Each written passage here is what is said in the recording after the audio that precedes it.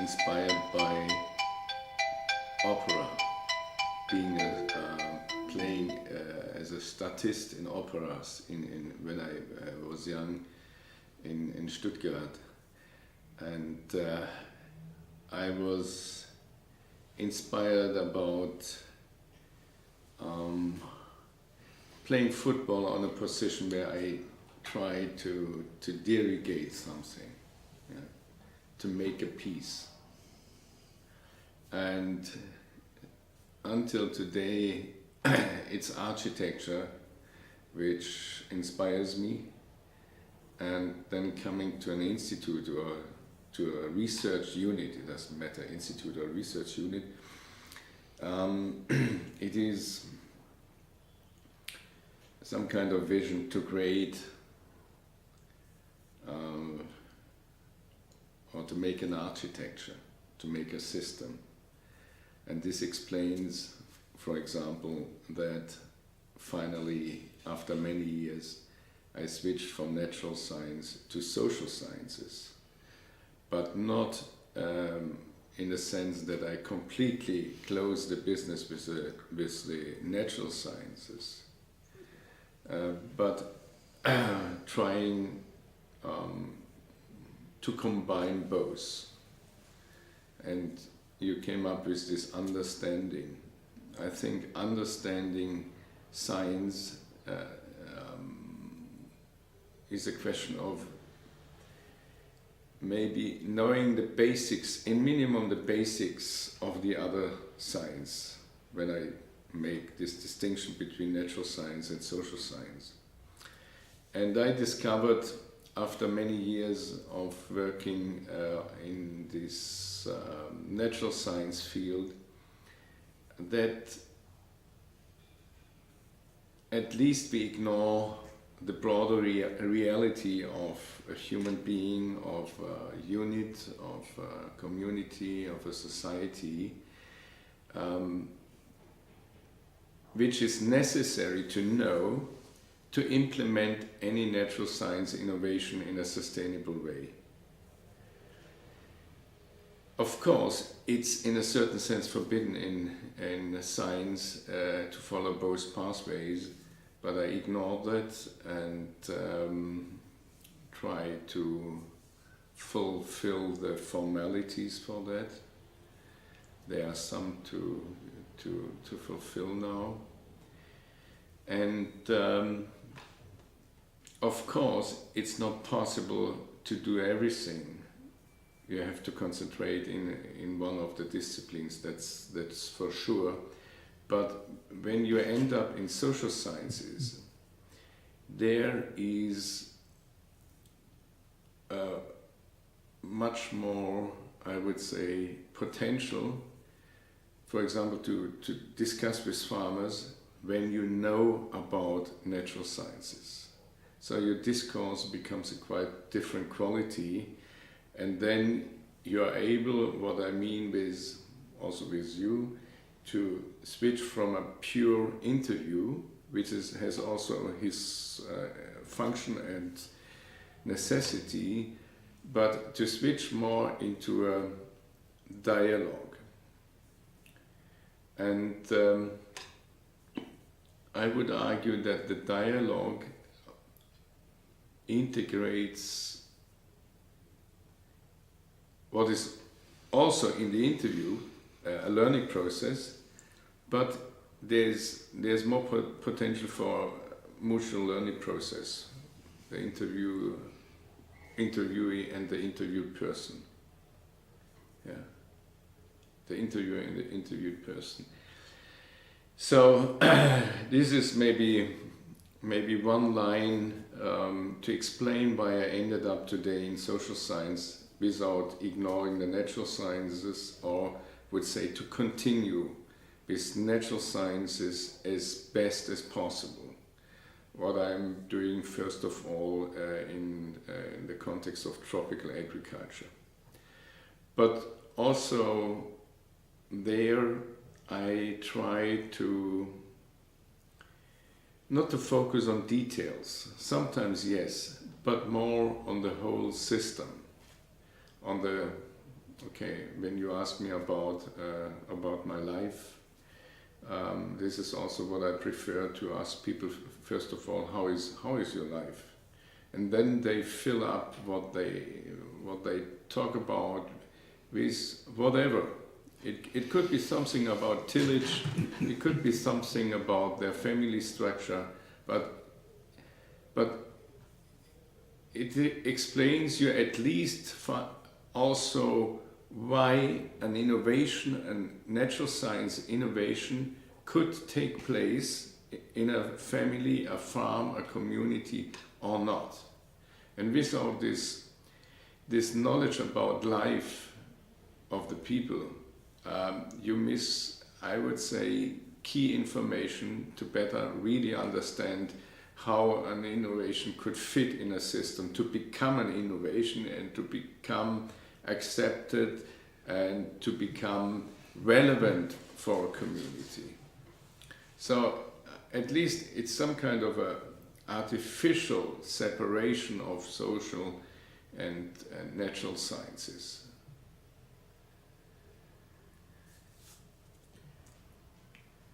Now, looking at maybe better the working group,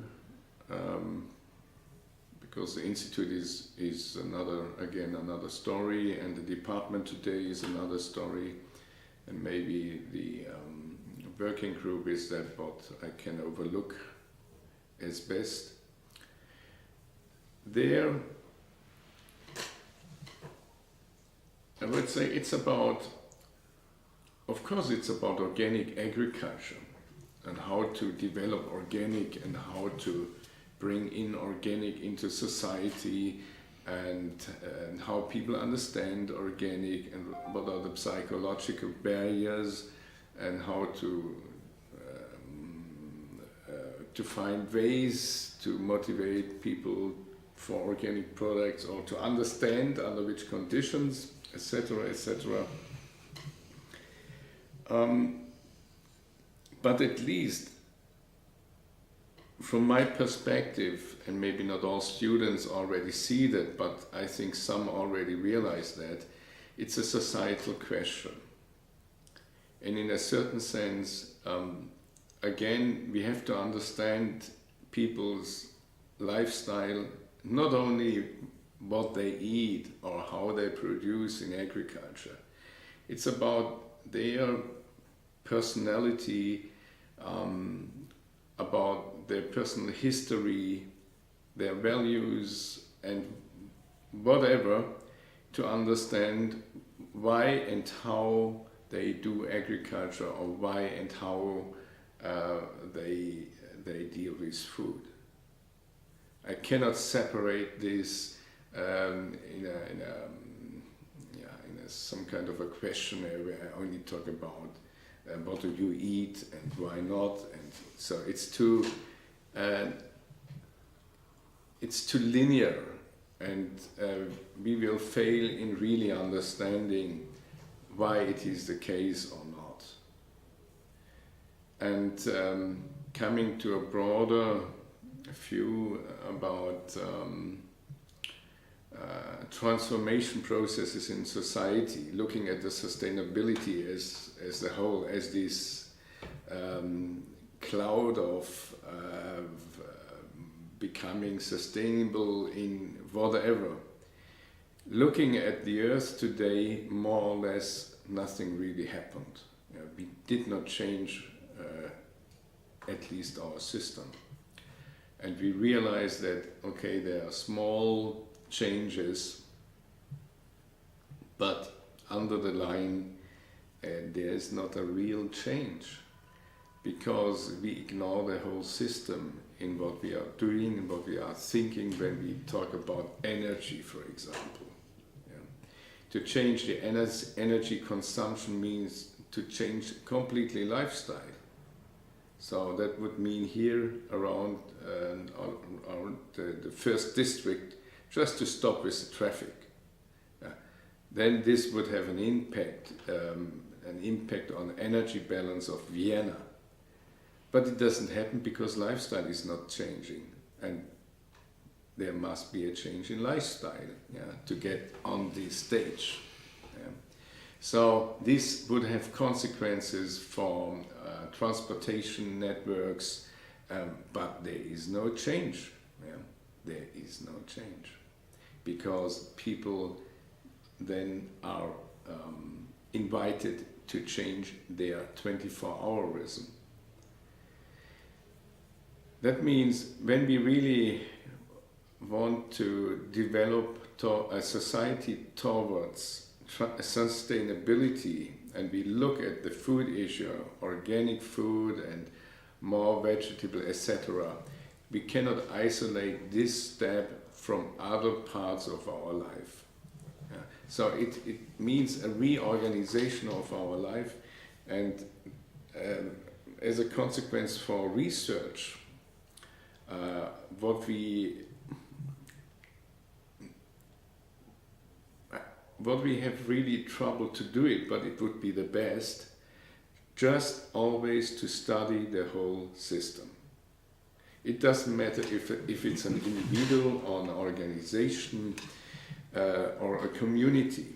It's always about the whole system. And just this morning I was working on a proposal for, the call is about food security and nutrition. And yesterday in the working group, and I was very happy about this discussion and the final conclusion, that we have to look at communities. And then I started this morning to translate that, what does it mean, in a research proposal to look at communities. And finally I ended up to discuss food and nutrition security, including the whole community, any activity, inclusive religious issues, culture, and whatever. And that's it.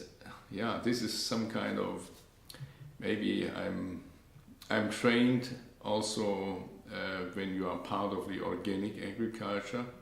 There is already some kind of a holistic perspective, because it's quite very difficult to stay in one corner of the farm. It's always the farming system. So you look at soils, you look at fertilizers, you look at plants, etc., etc., and at least you realize you have to combine everything. And then the next step is the farm is embedded in a village, and then you have to combine that. Yeah, it's always, yeah, it's not so easy to just to say stop. Of course, in research you must be pragmatic, and then you have to separate any sectors where you focus your research. But in general, maybe there's not enough awareness and sensitivity where we set the borders of our research focus. Ignoring, if we set it here or here, that we exclude a very important factor which maybe finally is influencing the whole system, and we ignore this factor. Yeah, and we are inside a system doing something and think we find the point, but the real point is then in the neighborhood of our system we are studying. So also from organic agriculture, from my own history, I would say I was trained to look on the whole from a systems perspective. And maybe another factor was that I was always challenged in the different stages of my career, that I was challenged to take over something new because there was a demand. Once it was about conversion of organic farms, and it was in the very beginning in the 1990s, and there were no data available on the economics of organic farms. So they asked me, please add economics. I was not an economist, so I had to learn that. And then in my next position, it was about landscape. From the biodiversity perspective, there is no chance. You have to work in a landscape, and not the farm is the border, but the landscape. And the other challenge was to switch to the landscape. Farms in East Germany with a size of 1,000, 2, 3, 4, 5,000 hectares on the biosphere reservates. There was also then a question about the whole landscape, about a bioreservate, and then we were talking about 20, 25,000 hectares. And then there was the question to develop in this context agroecology, agriculture, economy, labor, forestry, water streams, all that was suddenly included, because the farm includes that with a size of more than 2,000-3,000 hectares. And consequently, I have to add other disciplines, bringing other disciplines together, and then there was the limitation of money. And you were challenged to learn all that, to bring it into one system. Of course, not in detail and on an aggregated level, but I think it was possible to do that. And this was also some kind of a step to always first to understand the system, and maybe in the second step to focus on a detail. And this guides me, of course, now today in qualitative interviews, that it's very rare that I ask for a detail in a dialogue or interview. It's more about, I trust that the people will focus on details that are important for them. I have not really to ask them about. And I would say, yeah, a further element was philosophy, ethics, philosophy. This was once a hypothesis for one project on monasteries here in Austria. There was the reflection that there's no real step forward in sustainability, and maybe there's another dimension which we ignore and which we should integrate in our research. And then the question came up, okay, what's the role of ethics and what's the role of reflexivity, philosophical dimensions of our life? And so we started with this project on monastery spirituality and how spirituality might be a factor to influence sustainable, more technical, ecological, economical orientations. But to make this point short, even those monasteries that were investing into sustainability, they were not able to link spirituality with sustainability. So there was sustainability, and this was some kind of a technical issue, and the other thing was spirituality. It was a very interesting project.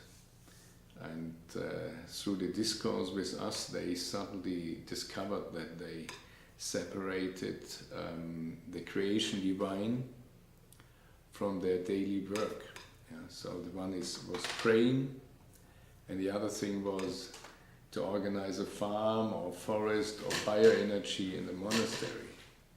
It was really very inspiring observations. Okay, coming back to the working group, maybe the umbrella is to understand how sustainable processes could be implemented in society, however, knowing that there is a need for systemic change beyond the organic. And there's already confirmation in the organic movement in a sense, the farmers, the consumers, and the processors, that what we discussed today with conventionalization or this bifurcation in this direction where farmers or consumers do not care about labels and all these issues. They just do it, and they do it as saying this is our life. And the other ones, they look at organic as something to earn money, or it's fancy, or it's modern, or whatever.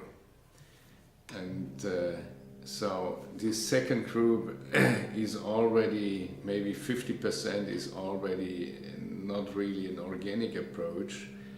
It's energy intense, there is no fairness, etc., etc. But in the other part where they change the whole system, I would say they are steps forward, real sustainability.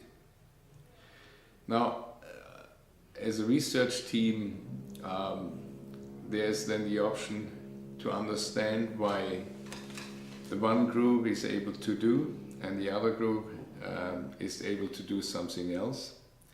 And automatically we come back to the question, how is their life in general and their values? And then we are in the center of values. And this was then also a reason that we invested in publishing a book on ethics in organic, and also to integrate the ethics in our teaching system. What we did also with the systems approach, it's a very relevant part in our teaching system.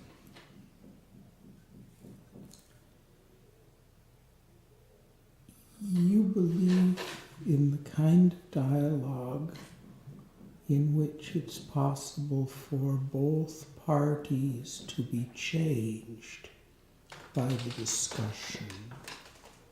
And one thing you told me is that in your conversation with the monks, which might have been understood as a research venture, they were changed in that they came to see their activity in a different way.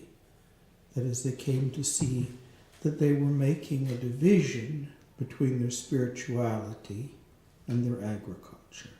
I think that's what you told me. Exactly, yeah. I've been in Vienna now this time for a little better than a month, and I have made many times the acquaintance of Franz Joseph and Maria Therese. They're everywhere. And I'm convinced now that they are possibly the greatest know-it-alls, besserwisser, in the history of the world. And they've marked this culture. And I remember a thing from my youth. I was born in 1951. I grew up on a little farm. And when we took our milk in, there were brochures all over about how we should farm, usually about how we should handle chickens.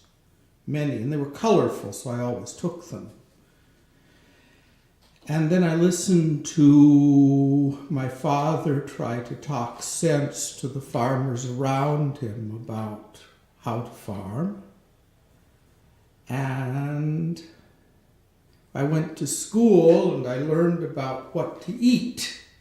There was a triangle or something of things I was supposed to eat. Now what ties all of that knowledge together is that it is now, it seems to me, universally rejected by academic institutions.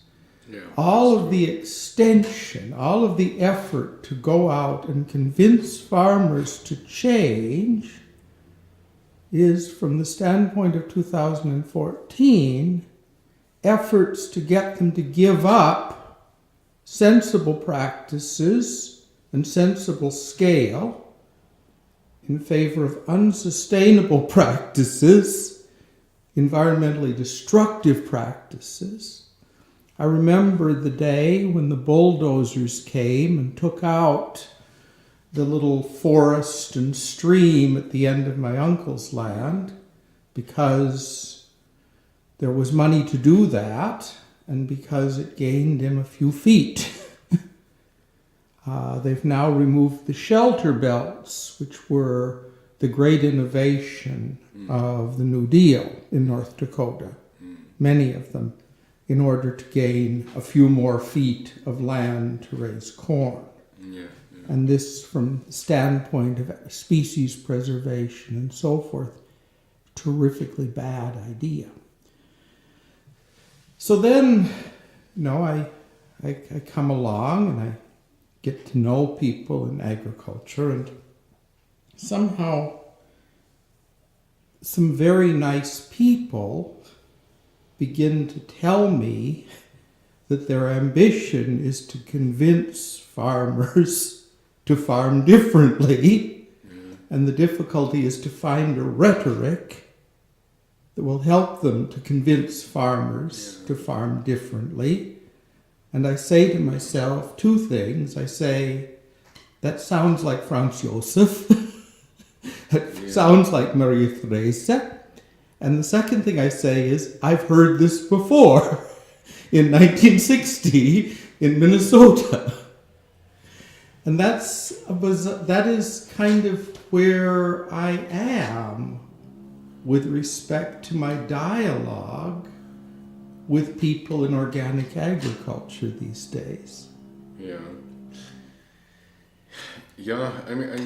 mean, dialogue is in a certain sense, okay, as an interviewer you have to stay in the background. You want to listen, and you are not the advisor saying people you have to do that and that, but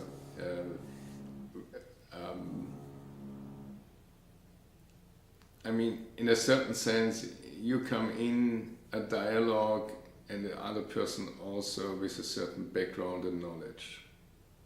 And as a researcher, there's a message. You want to sell something. You want to find out something. That is a fact. While the farmer, when you visit the farmer, he doesn't want to sell you anything. Maybe he would say, okay, I explain this researcher now what's the real thing here. But you took this word rhetorically. I mean, the idea is in such research processes to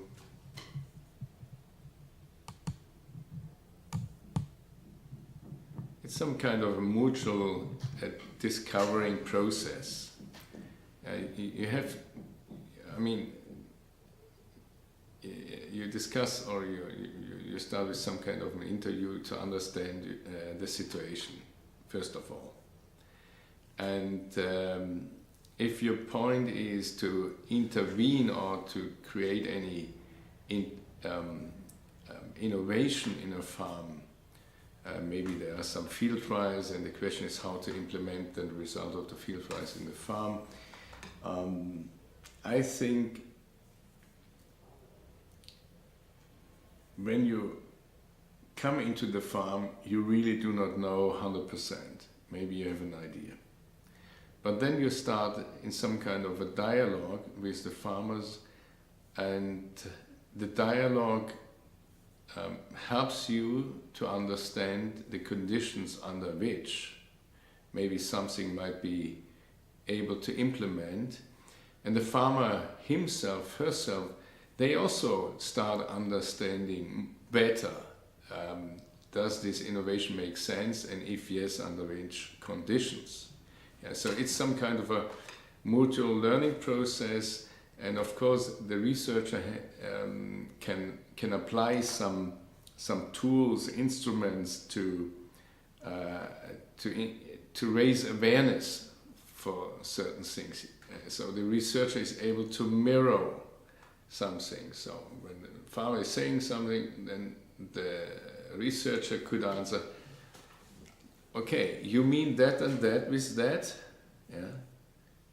So you try to repeat, or you modify a little bit to provoke, and then it becomes some kind of not knowing better, but some kind of, you enter in a reflection process, and you are walking around the innovation, looking from different sides, and you understand the social, and you understand maybe specific weather conditions, and step by step you find out how, together with the farmer in this case, how to modify, maybe how to adapt the innovation that it really makes sense for a farm.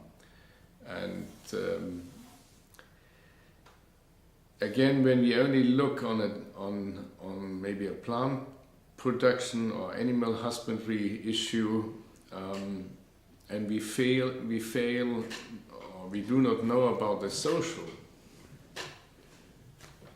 then it's an artificial discussion. And we realized that in a project, and a student of mine was so sensitive about that, that we modified our approach in a research in Nicaragua, and there we decided not to focus on a plant trial, how they implemented plant trial, but on this, how is life. And then we discovered 4 or 5 different migration patterns of this, which are in these families. And these migration patterns finally explained why in some farms the innovation failed. It was not about natural science, it was about the migration patterns, and it was about economy, and it was about the family structure. And this was some kind of an entry point that we now continue in all of our research, nearly to start with more this broader system perspective. I guess one thing I really want to know is how great at the back of the hall your modesty is. But here's what I mean. Are you, in some sense, as a member of a university faculty, which is supported by a state, are you in some sense a representative of a certain particular vision of progress?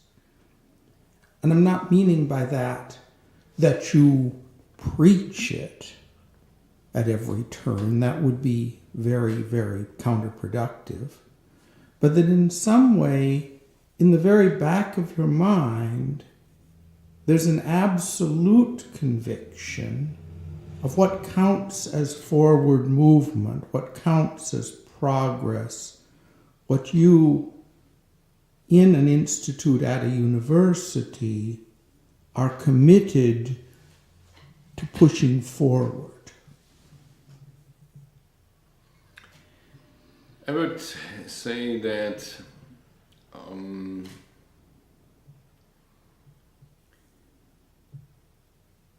there is whatever intrinsic motivation to focus on whatever, any issue. The one likes to cook, the other one likes to do research on that or that or that.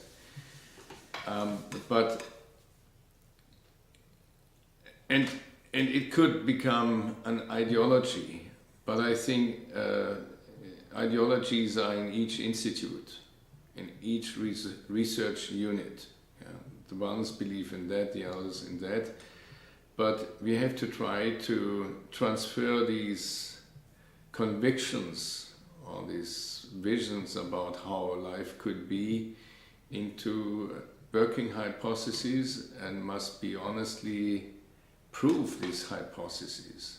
Yeah. And this is then our responsibility as researchers. Of course there is a motivation to dig into a certain topic, and already this decision is always linked with, this is my interest at least, and this is the way I understand sustainability. But it's very important to be absolutely correct, working on a level of hypotheses, and finally to get answers if this vision in a certain sense is correct or not correct, or we have to rethink this vision. But the vision itself could be the research topic, why not? And saying, for example, 100% organic agriculture in Austria is a vision, is a program, a research program. And then you can start to study under which conditions is that possible, and what are the hurdles, and what must be changed, and what is the added value, and is that economically for everybody accessible, all these questions. And another researcher in my university would say, we do not start discussing that anyway. Anyway, it doesn't make sense. We have not proved that. So the hypothesis is more how we can double the yield with chemical approaches. So they follow this ideology, and they try to do everything to make this happen. But I think exactly here we have to change in general the university system, that we have to integrate more discussion about the sense. What makes sense and where is the risk? And sense making and risk assessment are things that are outside, mostly outside of our research. So we have a specialized institute about risk management, etc., and it should be integrated in all of our research questions, and it should be integrated the question about the sense. And then in a broader context, not only for pharma or for agriculture, but for society as a whole.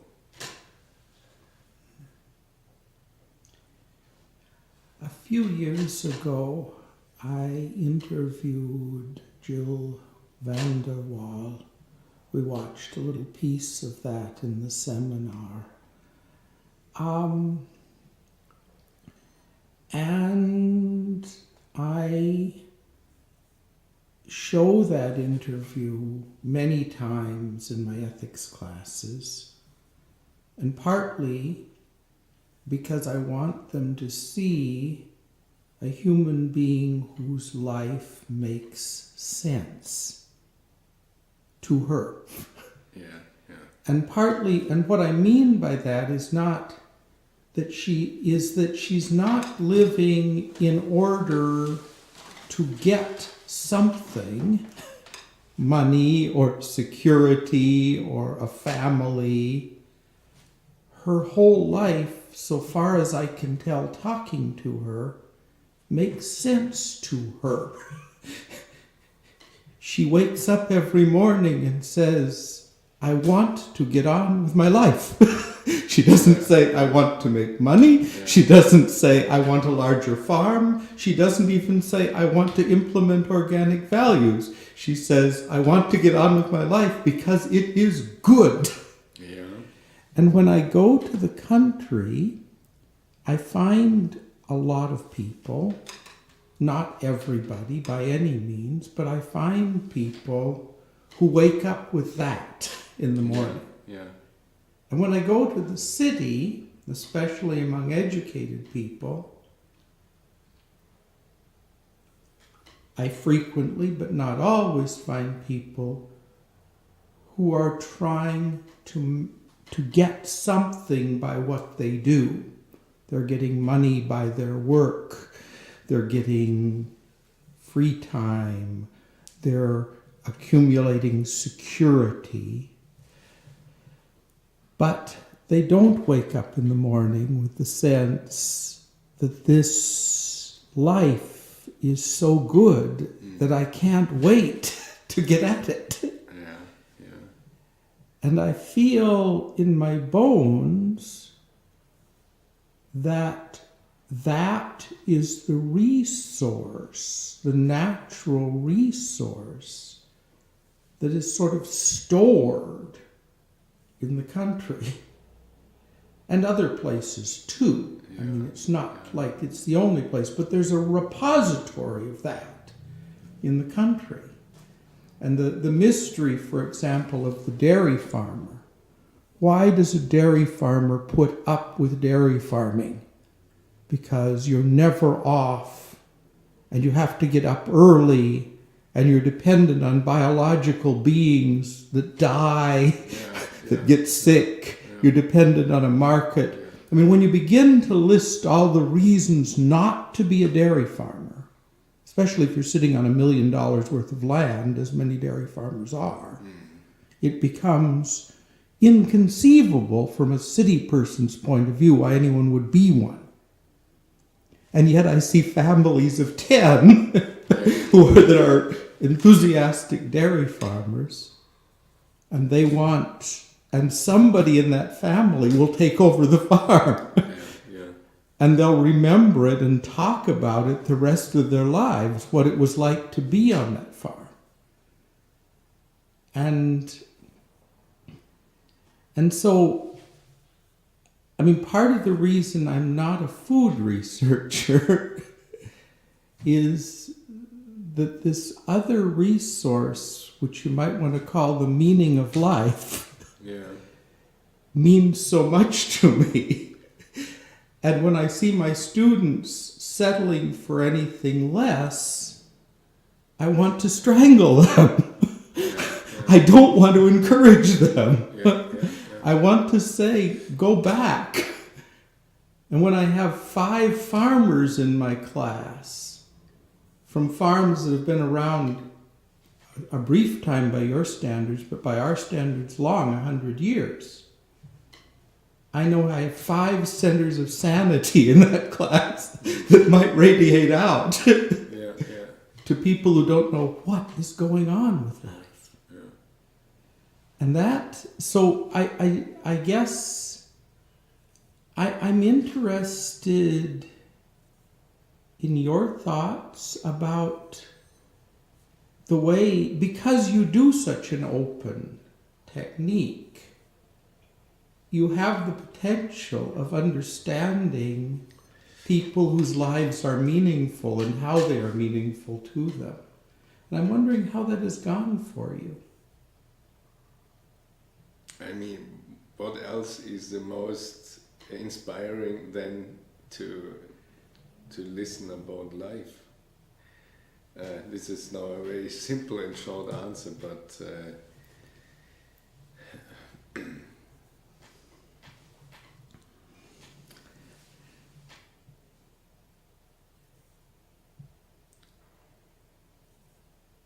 it's also maybe part of my personal history that I was, and at the moment I do not remember exactly why, but I was very early sensitized by philosophy. And I started, it was a friend of mine also. And we sat together and reading different philosophies, including from Schopenhauer to Bukowski, so Castaneda and all these literature. It was this question about what I mentioned before about the sense of life. What is the sense of life? What is the meaning of life? So it was some kind of an early beginning training. Sympathy to reflect philosophical questions, and this part survived until today, and today it's now included also in the teaching and in the research, because if something should become sustainable, whatever, I don't know if this word is not helpful. There is need for deeper reflection, and now in my philosophy seminar, where I invite speakers from all kinds of disciplines, this year it's about freedom. And freedom is, or do we say liberty better, maybe? And I titled the seminar this year with the sentence from, was mentioned by Günther Anders and is better known from Jean-Paul Sartre, wir sind zur Freiheit verdammt. And this is also what I try now to reflect in the context of organic. And what is this freedom? Yeah, the freedom to let things go, to follow nature, how nature wants to develop, and to reduce intervention. And it's not about I need that or that or that, because this doesn't happen in an organic farm too. Because if so, you have to fertilize with mineral fertilizer to get something. Yeah. It's more this step back and to be satisfied about that what is, without intervening. And this is the art of organic agriculture. Yeah. To go a step back and just listening, observing, accompanying the nature, and sometimes just to support and to steer in the background, always reflecting how it could happen. And the planning has this very specific function. I was responsible for developing conversion plans. Planning was always, it was not finally to fulfill the plan. It was all about of reflecting how it could be, and how to deal with that, but not to fix it. And in this sense,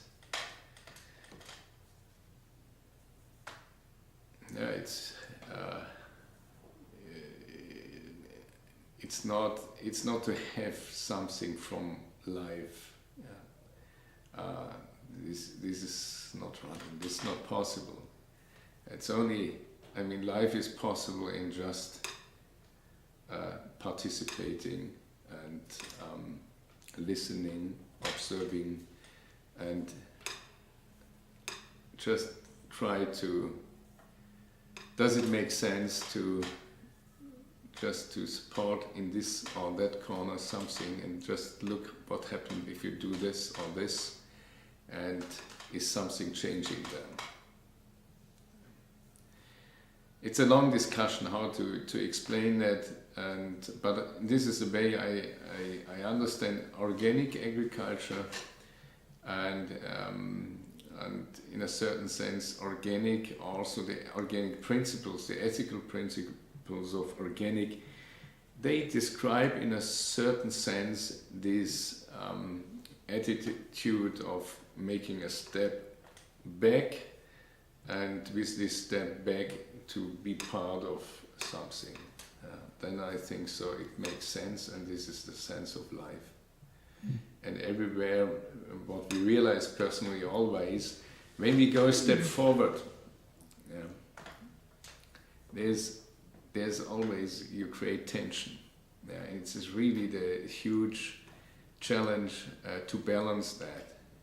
You have an idea, you want to do something, and what you mentioned from this person, it was strictly just to be. So life is to be, and this fulfills every needs. But we are in a certain reality where we every day are challenged to offer something, to show, to modify something, to make the difference. Always this making the difference. To produce, to make it better, to sell. This starts in the institute. It's how you present your lectures, how you create pictures, how you announce that, and how you report about your research. When you get whatever, a small article or a bigger article, then you have to sell it. Yeah? That people are aware about that. I mean, this is, at least it's some kind of illness in the society. And maybe the way would be better that we are always a little bit more silent. But the laws of this society are the other way around. And we have to find a way to show that it's also possible without selling. Yeah? At least selling our soul. Yeah? What we do is selling our soul. The problem, as I see it, is that the game of the university has become to make suggestions for changes, at least in practical realms. And of course, at a certain point in someone's life, and it's very important to know what that point is, people are very hungry for suggestions. I met someone once at a casual conversation who went off and took every suggestion I made. It took her 5 years to grow out of my suggestions. She learned some things. She might have been better off not doing it, but I hit her at the right time. And students will do this too. But what you just said, if I heard it right, is that what is needed is a certain attitude. That one can do anything in a variety of different ways. One can make changes from a variety of different inspirations. And what matters to you, if I understand you right, is that a certain attitude towards nature and the enterprise and one's own role in the enterprise predominate and guide. And that then becomes a very big challenge for the university, because it must to some extent work against itself, work against its primary impulse, which is to make suggestions. Yeah, I mean, of course, I mean, we spend a lot of time to think about, we make trials, experiments, whatever, to find out something which is new. And then, of course, we want to bring that into society. That's okay. It's yeah, I would say, yeah, the term attitude, the way how we do that is quite a relevant point. And today we more talk about participation, ignoring that the participation is steered by us, or we try to steer that. So it's not really balanced, and we do not invest a lot about this issue to think about this attitude. How we communicate. Of course, there's a debate how we should communicate with society, but we discuss mostly the technical issues. Should we do that with Facebook or Twitter is now the discourse. But this is, I mean, this is not the point. The point is more the direct communication with people, or in our case with farmers or consumers. How we communicate with them directly, and how we look at the world. And again, I come back how we cut the other one in little pieces and only interested in one piece of the other one or in one piece of the cosmos of the other one. This is not possible. Yeah, this is psychologically is unhealthy. Yeah, and people feel that, and then they fail. Yeah, of course. And this is a big challenge for universities. They are in the mainstream of marketing themselves, and then in this situation to find out a new attitude in communicating with society. But not only with society, we are always also in this question how we communicate with the students. I mean, it's another level, but at least the same question. How we look at students, what is our vision to work with students. This is the same way, or similar question about the attitude. How we respect, how we look at their learning process, so many questions in the same context about attitude. And yeah, what I learned that it's some kind of a daily reflection. Yeah, the best is when you stand up in the morning to think about your attitude. Before you enter any communication with others, thinking about that. Yeah, some kind of a meditation, whatever. Today yoga is very in, and the body is very in, and the beautiness of the body, and of course yoga also influences your thinking.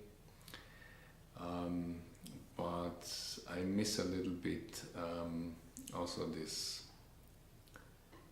impulse, more the philosophical way to think about what is today my role in society, how I start with my different ideas and how I exchange that. And specifically also as a researcher, this is of course part of our research focus, the way we select methods and apply methods. Yeah, so this is inside the whole research process, and of course it's 100% included in our learning process with the students. What you call attitude, and we have no culture. Maybe would be interesting culture where we start in the morning together, just to think about some minutes about our attitude. There's more to say, of course.